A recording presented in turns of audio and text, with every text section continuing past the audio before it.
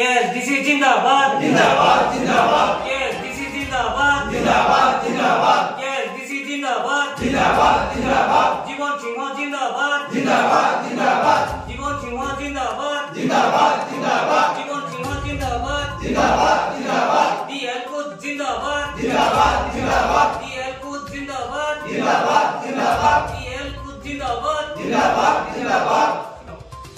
আজি দরং জেলার অন্তর্গত ২ নং বরঝার দুর্গা মন্দির প্রাঙ্গণত নবজ্যোতি কোচের গড়েয়াগিরিত কামতাপুর স্টেট ডিমান্ড কাউন্সিলের বরঝার অঞ্চল কাউন্সিল গঠন করার বাদে এখান প্রতিনিধি সভা অনুষ্ঠিত হয়। উক্ত সভাতে কুকেন রাজবংশিক গড়েয়া আরো প্রিয়ঙ্ক কোচক মারিয়া নিযুক্ত করিয়া কামতাপুর স্টেট ডিমান্ড কাউন্সিলের পূর্ণাঙ্গ 18 জনিয়া বরঝার অঞ্চল কাউন্সিল খান গঠন করা হয়।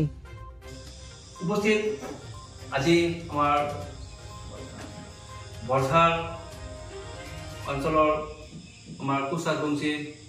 জ্ঞাতিবৰ্গ আজি সঁচাকৈ ভাল লাগিছে। আজি কেএসডিচিৰ আঞ্চলিক কমিটি গঠন হৈছে আৰু সেই আঞ্চলিক কমিটিৰ 18 জনীয়া কমিটি এটা শক্তিশালী কমিটি গঠন হৈছে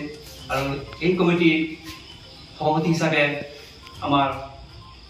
কুকেন ৰাজবংশী আৰু সম্পাদক পিংকু কোচক সম্পাদক হিচাপে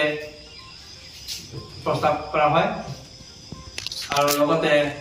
শক্তিশালী এটা 18 জন কমিটি গঠন কৰা হয় আৰু এই কমিটি সকলোকে মই কেন্দ্ৰীয় কমিটিৰ পৰা গৌৰৱী অভিনন্দন জ্ঞাপন কৰিছোঁ। ধন্যবাদ ধন্যবাদ।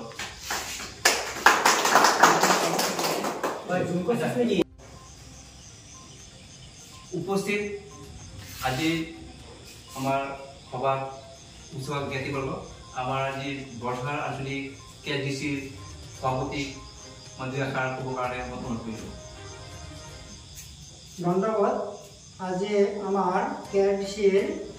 কেন্দ্ৰীয় কমিটিৰ তত্ত্বাবধানত আমাৰ বৰঝাৰ আঞ্চলিকৰ আজি একটা গুৰুত্বপূৰ্ণ মিটিং হয় কেএসডিচিৰ ফালৰ পৰা আৰু সেই মিটিঙত আমাক সকলো ৰাইজক সহযোগ কৰি আৰু ৰাইজৰ সমৰ্থনত মই আজি সভাপতি হওঁ আৰু মই উপস্থিত ৰাইজক আৰু আমাৰ বিভাগীয় সকলক মই অনুৰোধ জনাওঁ যে মোক সহায় সহযোগ কৰে যেন আৰু এই কমিটিখন চলাই ল'বলৈ সহায় সহযোগ কৰে যেন এয়া মোৰ বক্তব্য মই এইখিনি